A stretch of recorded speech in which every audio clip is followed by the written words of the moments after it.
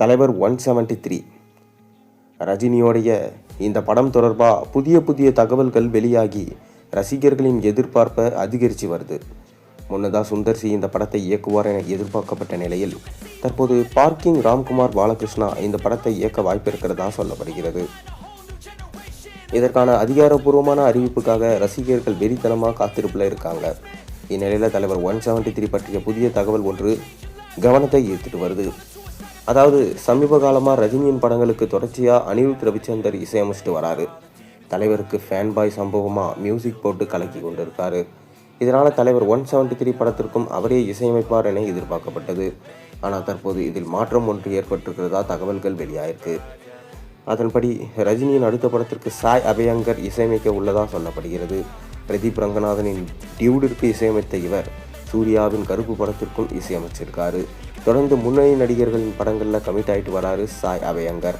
அந்த வகையில் தற்போது தலைவர் 173 படத்திற்கும் அவர் இசையமைக்க உள்ளதாக சொல்லப்படுகிறது. இந்த தகவலால் ரசிகர்கள் அதிர்ச்சி அடைந்திருக்காங்க. தன்னுடைய உறவுக்காரரான அனிருத் ரவிச்சந்திரனை விட்டுவிட்டு எப்படி சாய் அபயங்கரோடு அவர் கூட்டணி அமைப்பார் என்ற கேள்வியும் எழுப்பப்பட்டு வருது. ஆனால் தலைவர் 173 படத்தின் தயாரிப்பாளரான கமல் சாய் அபயங்கரை இந்த படத்துக்கு இசையமைப்பாளராக போடலாம் என பரிந்துரை செய்ததாக சொல்லப்படுகிறது.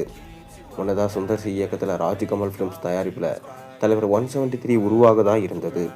இதற்கான அதிகாரப்பூர்வ அறிவிப்பெல்லாம் வெளியாகி ரசிகர்களிடையே பெரிதும் உற்சாகத்தை ஏற்படுத்தியது.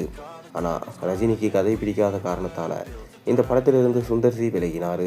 இதனைத் தொடர்ந்து கார்த்திக் சுப்புராஜ், மிதிலன் சுவாமிநாதன் உள்ளிட்ட பலரும் ரஜினியின் 173 படத்தை இயக்க வாய்ப்பிருப்பதாக சொல்லப்பட்டது. ஆனால் யாரும் எதிர்பார்க்காத விதமாக பார்க்கிங் இயக்குனர் ராம்குமார் பாலகிருஷ்ணன் இந்த படத்தை இயக்கும் வாய்ப்பினை பெற்றிருக்காரு. இரண்டாவது படத்திலே ரஜினியை இயக்கும் வாய்ப்பு இவருக்கு கிடைச்சிருக்கிறதுனால தரமான ஸ்கிரிப்டுடன் தலைவரை இம்ப்ரெஸ் செய்திருப்பார் என சொல்லப்படுகிறது. அதே நேரம் சிம்புவின் STR 49 படத்திற்காக ராம்குமார் பாலகிருஷ்ணன் உருவாக்கிய கதையே தலைவர் 173 படமாக உருவாக உள்ளதாகவும் சினிமா வட்டாரங்கள் தெரிவிக்கின்றாங்க. இதனால் ரசிகர்களிடையே எக்கச்சக்கமான எதிர்பார்ப்பு நிலவி வருது.